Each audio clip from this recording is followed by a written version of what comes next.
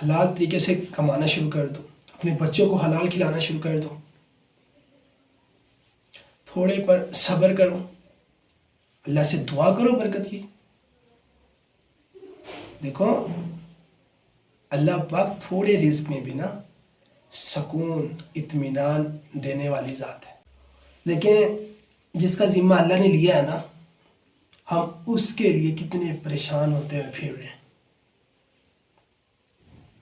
ہر وقت ایک ہی غم، ایک ہی فکر کہ پیٹ اس کو بھرنا ہے جی۔ دیکھو اپنے کاروبار میں دین کو شامل کرو، پھر دیکھنا کتنی برکتیں ہوں گی اس کام میں۔